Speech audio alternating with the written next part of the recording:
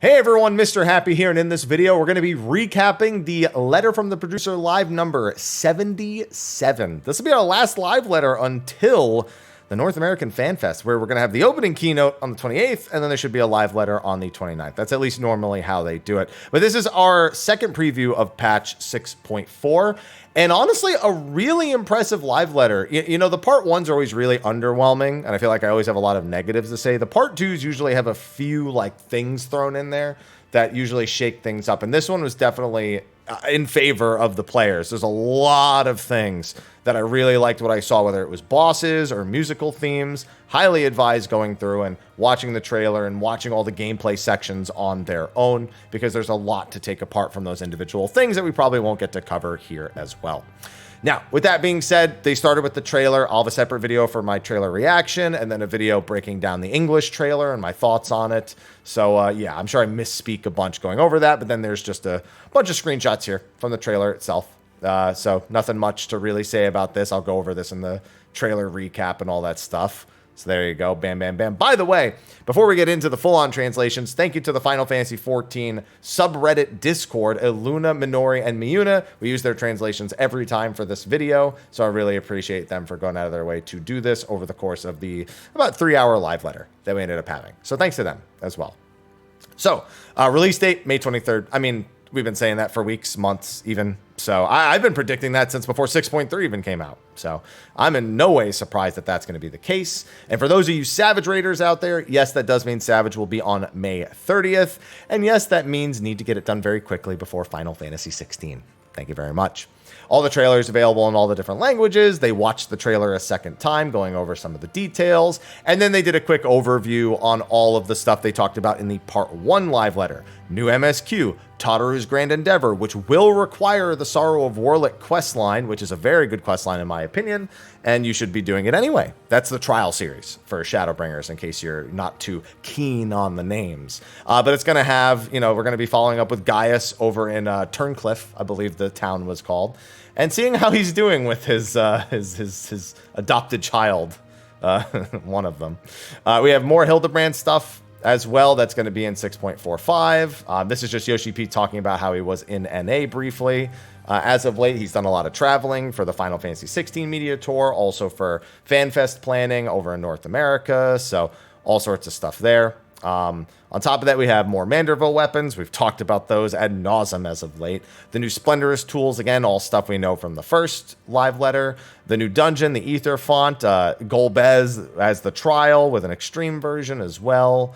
Then we have Zervin as the new Unreal. Then we have the new raid, Annabis and Annabis Savage, and Savage is 1 week after, so again, that's going to be May 30th. It's going to be the conclusion of the Pandemonium story, and Yoshi P specifically says, there are a lot of characters tied into this story. A lot of you probably have forgotten already, but the ending of an expansion's XO patch story always ends with a teaser to the raid story. That's how we started here. We finally get to see how it all ends. So, very excited to see how Pandemonium's story actually wraps up, because I actually think part 1 and 2 have been pretty consistently good. I'm normally a little more critical of the early portions of the raid in terms of the story, but not really with Pandemonium, I guess because it just felt like the extension of Endwalker's story, and it didn't really feel like the beginning of the story. So I think that helped the vibe a lot. It was similar with Coil, but even Coil's first part is, in all honesty, not super great.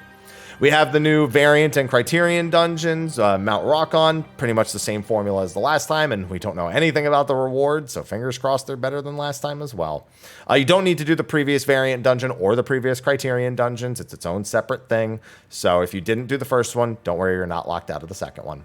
Duty support for the Stormblood dungeon, so all of 4.0 has been added, and then in 6.5, all of 4.x will be added, and then duty support will be available for all main scenario dungeons leading up to the end of the game. Trials not duty supported yet, other than one particular one, but that's like in Endwalker, but maybe at some point. I think they want to get this done before they even think about doing that in the future.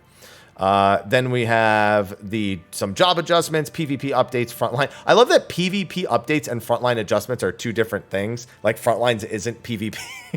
Granted, with the mode they're updating, I mean, I guess it kind of isn't, but yeah, I guess it's some capacity. Blue Mage update in 6.45, level cap raised from 70 to 80, new spells, new Blue Mage gear, new enemies in the Masked Carnival, and new duties added to the Blue Mage log. Almost certainly going to be another achievement for clearing the Shadowbringers raid, specifically E4, E8, and E12. The question is there a mount behind it, or is it another title? Because I know that people really want to have those raids. They really want to progress those raids with the 8 Blue Mage parties, and it's something very much to look forward to. Then we have ocean fishing updates. I thought they said that they were going to go over ocean fishing. Yeah, well, I don't know. Maybe this isn't. They never once showed us anything ocean fishing related. And Yoshi P, did you just forget? Did you just leave it out? He's like, nah, never mind. I don't want to show them. Anyway, ocean fishing update. It's a new route towards Kugane. Please, no more achievements. Please, no more point-related achievements. The 3 million point achievement's enough. We don't need a 4 million or a 5 million or a 10 million. We don't need them. It's good. It's grand. It's wonderful. No yelling on the bus. Please don't do it. And Island Sanctuary updates, one of the more exciting things that they talked about last time and that we actually got to see in action this time. Then, new tomes, the usual tome rotation. Scholars are going to be able to fairy glamour. You can just choose between Eos, Selene, or Carbuncle. Maximum number of gear sets is 100 now. You don't need to go through unlocking all the different jobs to increase your gear set number anymore. You just have 100 available immediately. And job icons will be displayed in the chat log on player nameplates. They showed us that last time, and it looked quite good. So that's good as well. Chat job icons will only display within parties and alliances. So important thing to note. Then we have some other miscellaneous stuff. Transaction fee showing in the total for stuff on the market board. Glasses and wing fashion accessories usable in the open world combat. So if you're doing hunts or something, they'll be visible. And items stored in various locations cannot be selected when casting glamours in an in-room. So that's your armoire and your glamour dresser. You can just cast the glams on them if you're in your in-room, even though they are in those locations. So just a little bit easier to do. And they briefly touch on why it's even that way, why the dresser and the armoire are even different. It's because they were made at different times. They're coded completely separately and as completely separate systems. So tying them together is very, very tough. Now for job adjustments, really exciting stuff here, surprisingly. Some major changes that are long overdue, I think. Now, keep in mind, no major changes to individual jobs. There's going to be some DPS challenges or changes. They didn't really get into specifics. I'd assume, I'm guessing, predicting, not confirmed, Fizz ranged updates or Fizz range buffs. Again, I'm just willing to bet it. And maybe like Red Mage or something. We know all 3 tanks other than Dark Knight got buffed. But that's not the only thing that happened. There are some very specific changes to certain jobs. Extended the radius of several party buffs to 30 yalms. That is massive. Now, it's specifically things that increase damage dealt or reduce damage taken. So things like Brotherhood, Tactician. I'd assume maybe even the Dance effect. The Dance effect right now has a radius of 15. I forget what the applicable distance of technical step is, if it's any bigger than the AoE. But I would essentially buffs. Your damage buffs are going to reach further. Your defensive buffs are going to reach further. So you have less likely to have that one player who's just allergic to standing in the group. What are you doing over there? We're over here. You need to be here for the next mechanic. Get over here right now. Now at least that person is getting your buffs, and they're not missing it just because they're allergic to standing next to other people. Good for that.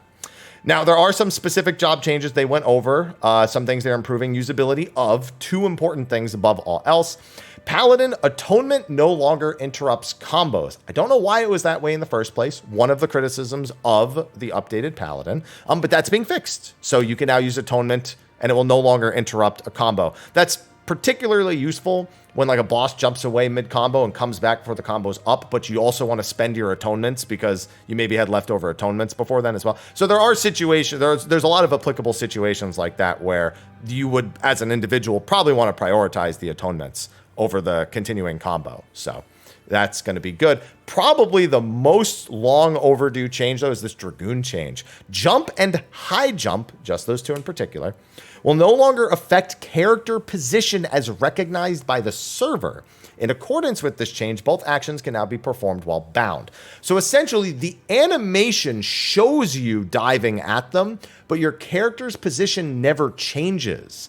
So that means that for aiming AoEs when you have jumps available, you no longer have that like risk of jumping and getting yourself killed. It means you can jump while being outside of an AoE, and you don't have to worry about the snapshot of the jump killing you midway through. On top of that, of course, being able to use it while bound, Rubicante made everyone really realize how much that sucked. They knew before Zodiark had the same problem, but it's like, it's something that's been annoying for a very long time. Now, bear in mind that doesn't work with your other jumps, your things like your Dragonfire dive or your Spine Shatter, because those are actual gap closers. This only works with the base jump, which of course is used for your gauge, which is really important for your DPS timing. So that's the main reason why those changes are the way that they are, and they're very good changes. PvP is getting some updated rewards for seasons. That's the competitive ranking. If you're in the top 100 or diamond tier, there's going to be new rewards, including an item that lets you apply effects to Hellhound weapons. We only got to see briefly one Black Mage effect, and we didn't get to see any of the other rewards, so we'll have to keep an eye on this when they release the Season 7 website. So I'll probably make a separate video on that when the time comes. And the Black Mage effect wasn't that impressive. It was like a little fiery thing around the weapon. So they also even say it's not that big of an effect, but there's a lot of tiny details to it. So I don't know. It's not really that exciting yet, but maybe some of the other things, especially for the top 100, will be better. It's still kind of a question mark. Now for Frontlines, reminder, Secure is going to be temporarily removed. It's probably never coming back. And then on top of that, they have the new UI element for Frontline stuff. So you can see all three of the scores. You can see the time remaining. It's no longer just in the duty list and really annoying to look at. A bunch of jobs on a per job basis. There's going to be changes to limit gauge, fill rate, damage dealt, damage taken. All that stuff is going to get changed. And probably the most important thing, Daily Challenge Frontline will now also award Series EXP. Now, you always got Series EXP for playing the daily because you're playing PvP, but now there's a bonus once a day that will make grinding out your series much quicker. Or if you're someone who doesn't want to PvP a lot, but you don't mind hopping into the roulette once a day, then bam, you can do that and you can make a little bit of progress towards it a little bit faster on any given day or week or whenever you're available. So very, very much appreciated change with that one. And I think a lot of people are going to be glad for that. The Shatter map is undergoing some significant changes. In celebration of Tears of the Kingdom, it's a Triforce now, instead of that like kind of weird, I guess kind of triangle, but not really, way that it worked before. It's going to be much more, symmetrical now, I suppose. And on top of, even Yoshi says every triangle is being connected to Zelda today. On top of that, they're making changes to the tomelets, specifically the Icebound tomelets, the Allegan tomelets, I guess also. But Allegan tomelets are gone. The whole like holding a point thing and occupying them for data over time has been removed, and in exchange, the Icebound tomelets will now respawn. So you're basically going to be moving from objective to objective to take care of the Icebound tomelets, and then of course defeating other players is the same. I'm personally not a fan of removing a PvP-centric element and replacing it with a PvE-centric, like a PvEVP-centric objective occurring more frequently. I feel like there's a lot of that with PvP, and I'm not really a big fan. I've never been a big fan of the Shatter map as a whole, but what it does is makes it much more approachable to people, gives it a much clearer objective, makes it so that the win conditions are a little bit more obvious for people. You can kind of plan around the singular objective a little bit better, and of course go to KO other players knowing that it's still going to have that impact without worrying about someone grabbing your base behind you and then you're just screwed. So that's all there really is to that. But either way, those are the changes happening to Shatter. Voidcast Dias, they just went in and showed a few mechanics real quick. This is the GOLBEZ trial. Not much for me to really say about that. They showed us some AoEs that would drop on players, or at least drop in specific corners of the room, and half-room AoEs, and something that looked like a Hades mechanic. The cube is really the big attention to detail here, whether it's something that is it becomes a mechanic or maybe expands outward and opens so that the arena is bigger or rotates and you need to somehow rotate with it. That's all speculation, but the cube is very much pronounced and the arena itself is otherwise quite small. So it makes sense for something like that to occur with that arena. But we didn't see anything like that, so it's all just speculation at this point. Half Room AoE just talks a bunch about all this stuff.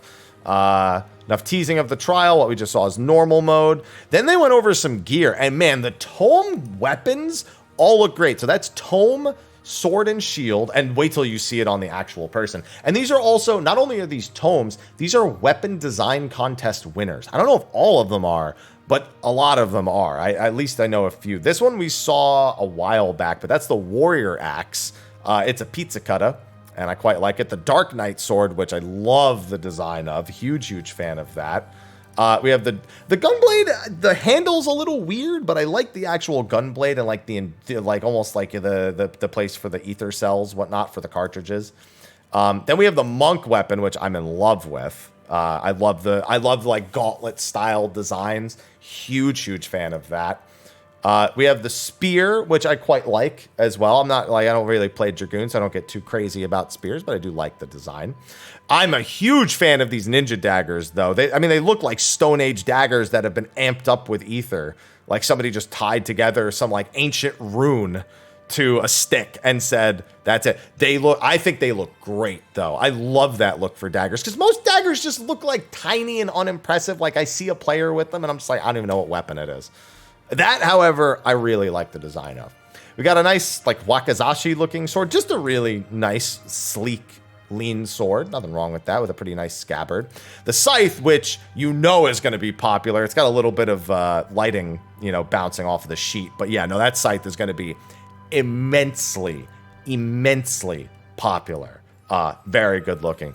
Bardbow, also good. He's having a little bit of trouble holding it up to the camera, but you can see the flower design on it. I actually like it. Very fitting for Bard. However, I think we see the raid bow, and I think that looked better.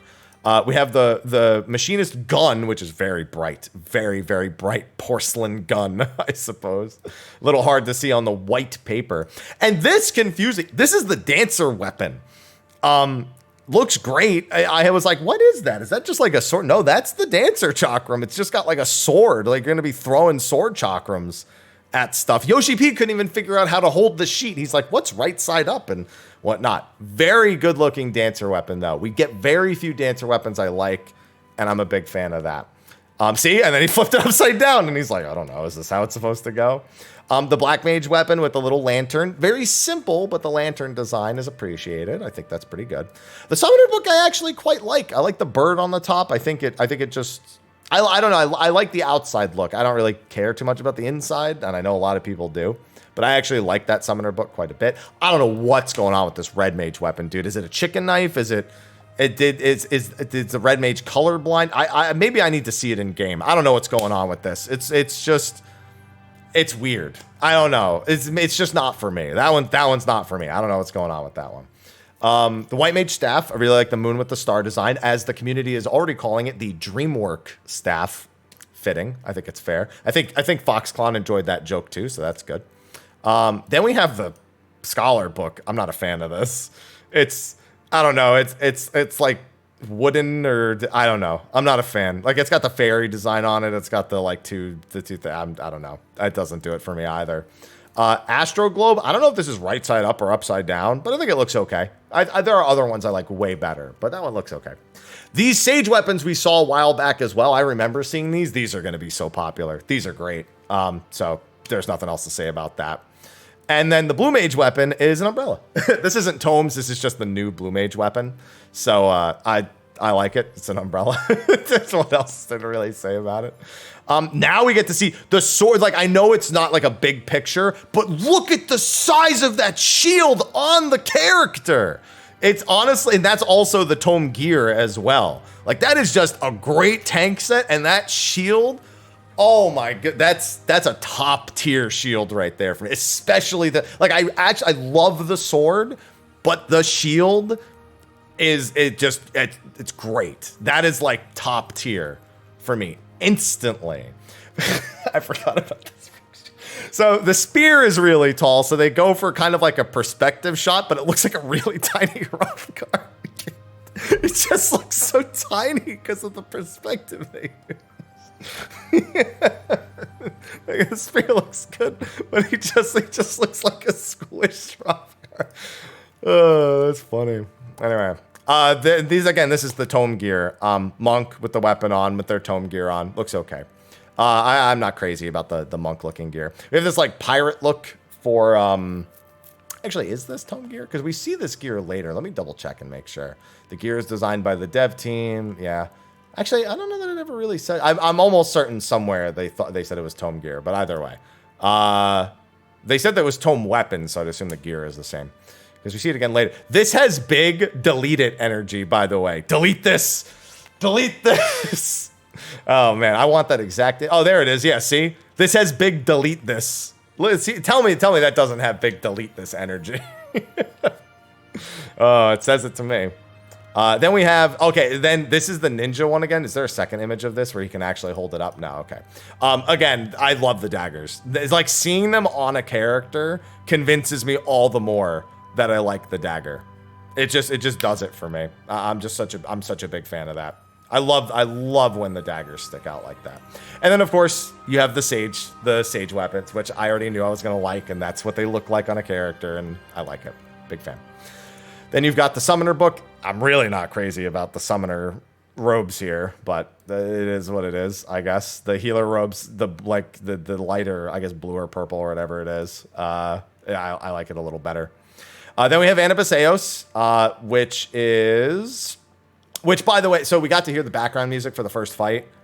Oh my god, I didn't think it could keep getting better. Like I expected it to be different but no, it just keeps getting better. It's all bangers. Yeah, that's just what it is. It's such a good. It sounds like it should not be the first boss theme that you hear. It sounds like something you would hear later in because it's got like. It's got the P4/scream motif and some of the more distorted lyrics and these like wind chime effects. You have to listen to it, and it's going to be a very popular theme. So yeah, and then they showed us a little bit of the boss here, not too much. Apparently, the big thing is that, and we see it in the trailer too. The boss likes to change the size of AOE's with certain icons and stuff like that. We don't know how much that's going to really affect stuff in Savage or normal, but we do get a brief look at it here and in the trailer, like I said. So just expect a lot of arena AOE manipulation here. Seems to be the theme of this first boss. So you can see that the arena cuts off on the side.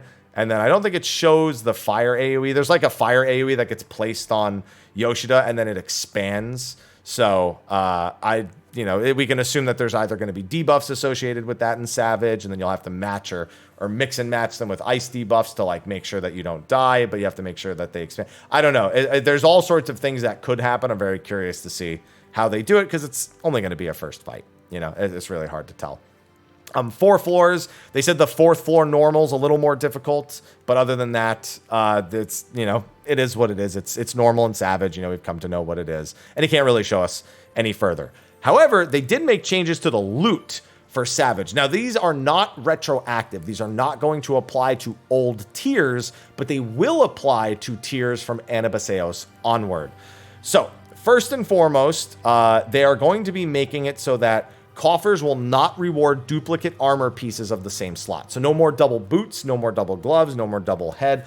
It says armor pieces, but I'm going to assume that includes accessories. Maybe it doesn't because a lot of people need rings. And the idea that you couldn't get 2 rings is kind of toxic. So it might only be like the left side armor pieces. But yeah, you can't get that anymore. That can't happen. Also, they're adding the body piece to the 3rd fight. Now, it doesn't say it's taking away the body piece from the 4th fight. It just says it's adding it. On top of that, as they're going to go over soon, the books you need for the body piece are now from the 3rd fight instead of the 4th fight. There's also some other changes to books as well, but that is something the 3rd fight needed. 3rd fight loot has been heavily criticized for one, because most of the time it's leftovers from 6. You get 1 piece from 6 and then legs every single time you get legs. And a lot of raid pieces for legs haven't been good this expansion. So most people kind of hate third fight loot other than the twine, which again, we'll talk about in a little bit.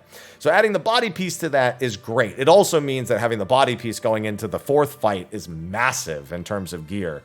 So yeah, that's going to be really, really good. Especially the idea that somebody who hasn't beaten the fourth fight can get the body piece is such a huge like gear buff going into that fight, especially if they're looking to get Raid Biss. It means that realistically, the weapon is the one thing you're looking for from that last fight, more than anything else. On top of that, no longer are there going to be 2 chests, which is going to be really confusing for a bit. Instead, there's going to be one big chest. Same amount of loot, except for obviously the body piece now being able to be earned. Oh, well, it says can be earned, so I'd assume it's body or legs drop. But it doesn't say that for certain, though, so speculation. But instead of it being 2 chests, now it's just one big chest with all the loot in it. And if there's like, you know, people who have already cleared, then the loot just gets automatically adjusted. I'd assume a big reason for that has to do with because of how one chest works. So right now, when you do 2 chests and you have enough people in and it becomes a 1 chest, or at least, you know, when it could happen before it was unlocked, you kind of were gambling 50-50 on which chest you would get. So you could get like the chest that only has like upgrade materials or the chest that has like legs or whatever. So especially on the fourth fight, you know, you were like, oh, are we getting the body chest or are we getting the weapon chest? You know, there was always like a guessing game about which one. Now it's going to affect the loot. But now the question is, what loot does it affect? Like, what does it affect? A random piece still inside? Or does it affect, or is it something that like it cuts off a certain thing? That's what we don't know. I'd assume that it is all functionally identical, meaning that you could still essentially roll the bad chest. It's just only in one chest now. But until we have a sample size, that's pure conjecture / speculation.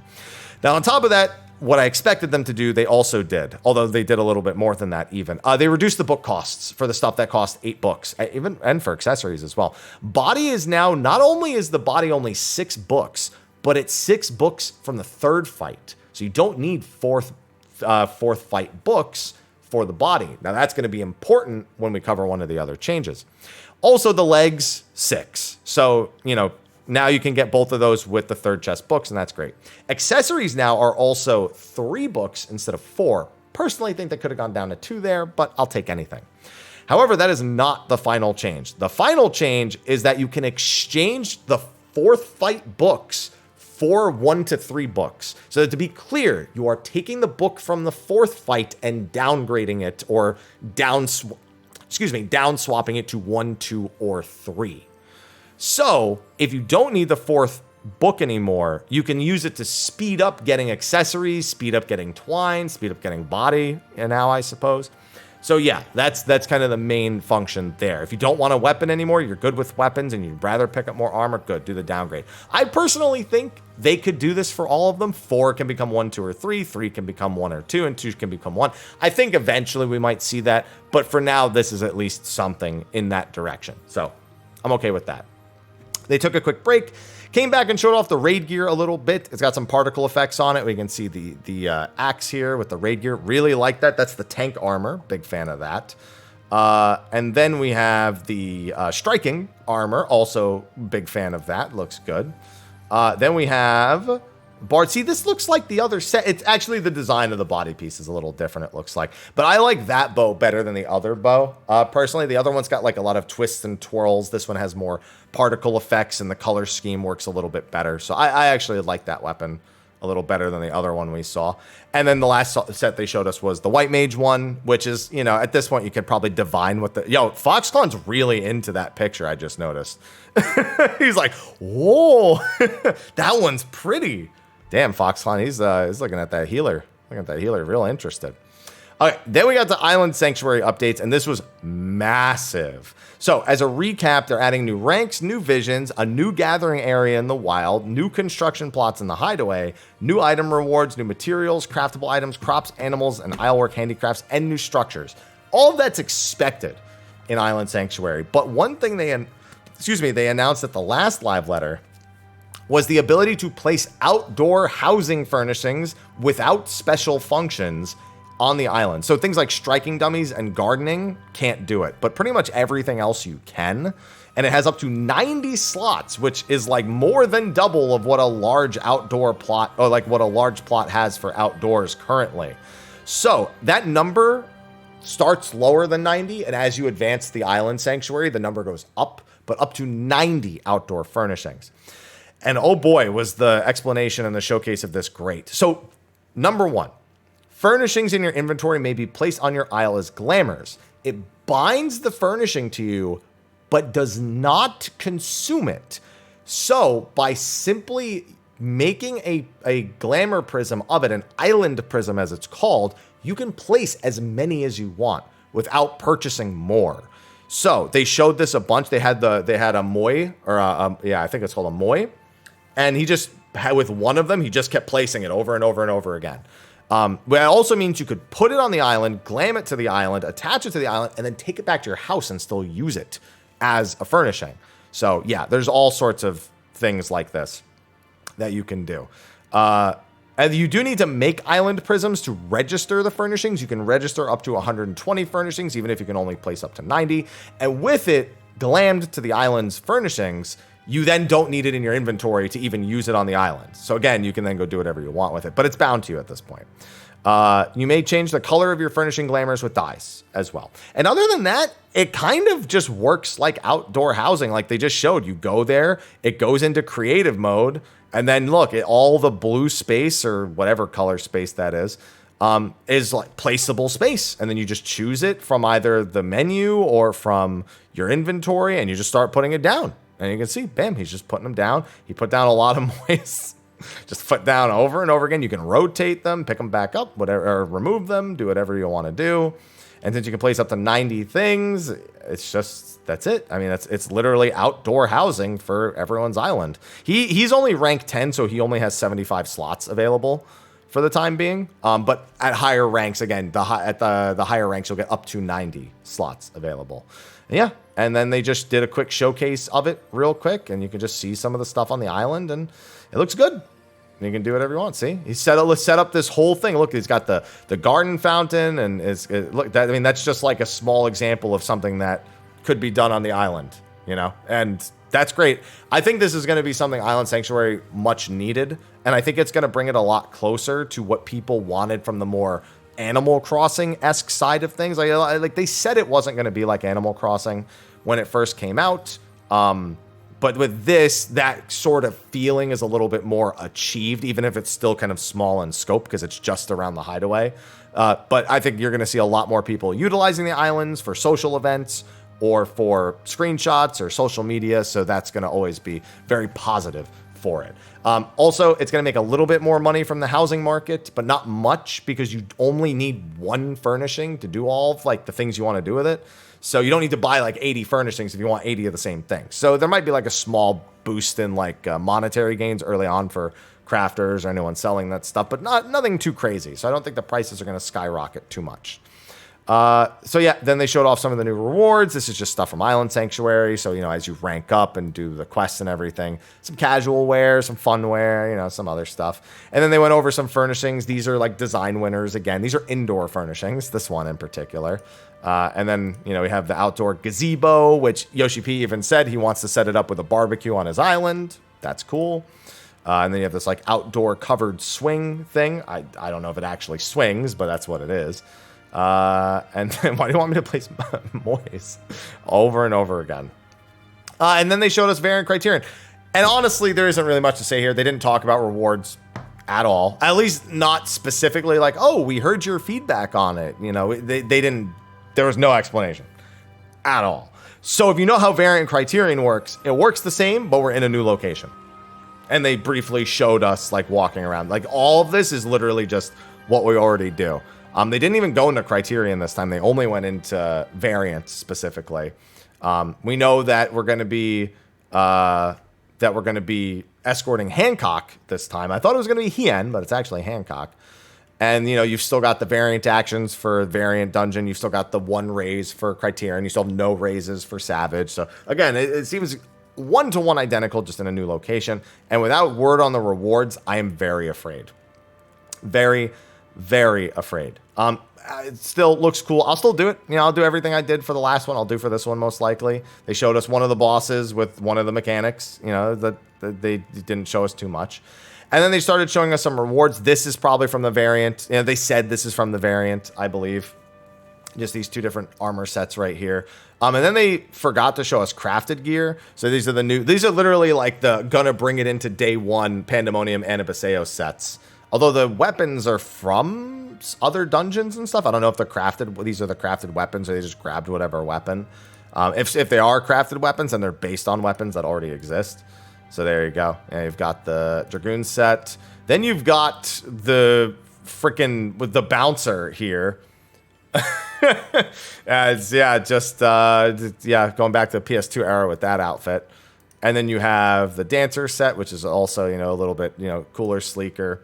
And then you have straight up like the world ends with you pro tag here for the ninja set with the jacket and the knee pads and everything. Then you just have this. This is the, I want to say the healer set. They just look like they're chilling.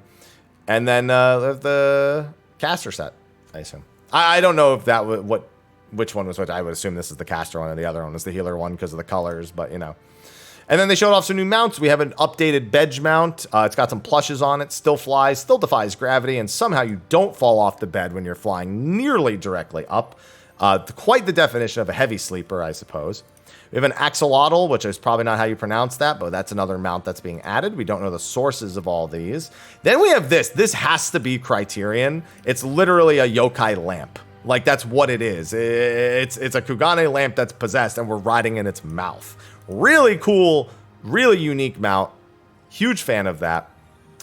So that's almost certainly the Criterion mount, like the throne was the mount before. Then we have the Mandragora Queen, Island Sanctuary. There's already a bunch of Mandragora mounts there, so that's probably going to be added to that. And we have this weird, like, Pulsework Knight Abomination with the rabbit face. I don't know if this is Hildebrand, and that's supposed to be a reference to Dr. Luge, who does have some Pulsework Knight style parts to him, or if this is from Treasure Maps. It could also be from Unreal, I think. The Unreal, I think the last mount they got was 2 patches ago. So another new mount there would make a lot of sense. But yeah, it's like a Pulsework Knight and the bunny rabbit mount merged together. And it looks strange and great at the same time. So we don't know the source, but that would be just kind of like a guess. Yeah, this is a nice zoomed in look at it with the arm around the back and everything. Oh boy. The Moy? Every time. We got a monkey minion. Great looking minion. Everyone's going to want this. All the minions that they're about to show are great. I forget what these things are called, but we've fought these things in game before. So that one's probably the least impressive one of the batch, actually. Like Yoshi P is like, that's a national treasure. And we've made it a minion. We have the Dapper Otter, which I don't know if that's what it's going to be called, but that's what we're calling it. That is the Dapper Otter.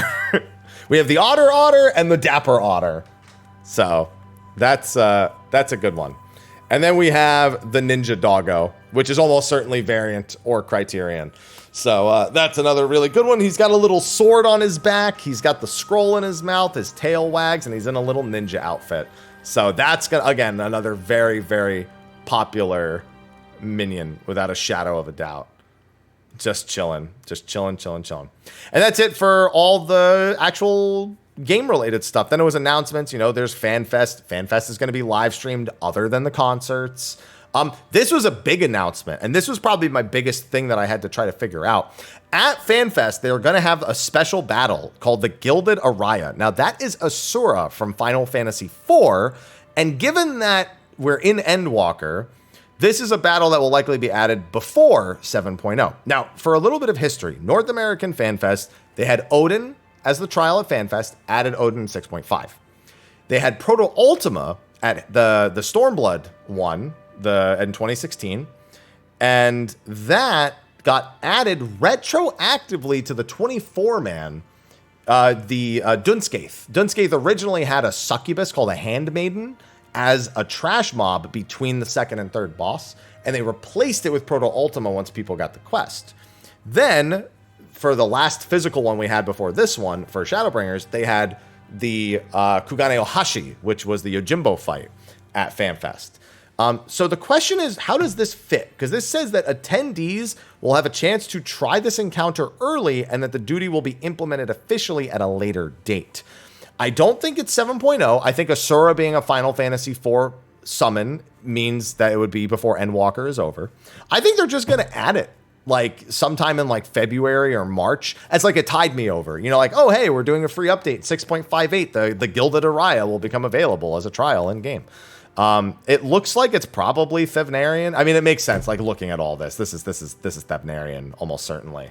But yeah, Asura, we're just getting a nice little bonus trial. If you're going physically to FanFest, then you get to see this. We'll probably get to see it a little bit on the live stream, I'd assume as well.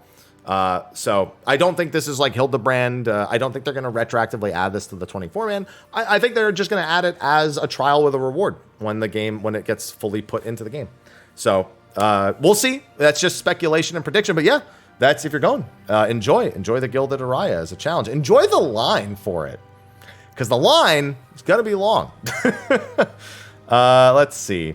Then they're doing a patch note reading. They do that every patch. Immerse Game Pack's getting an update, the 2.0 update. If you already own it, that's great. The free trial period, if you've never tried it before, is also going to be doubled in time starting on until June 21st. The free trial period will be extended. And then, yeah, it's just improvements to the Immerse Game Pack to just make it better. And also go pre-order Final Fantasy 16. Now, you're probably wondering, did they announce the Final Fantasy 16 and 14 collab? Yes and no. So no, we are not going to have it anytime soon. But Yoshi P does say, Final Fantasy 16 producer Naoki Yoshida said that he expects Yoshi P to say something about a collaboration after everyone has enjoyed Final Fantasy 16.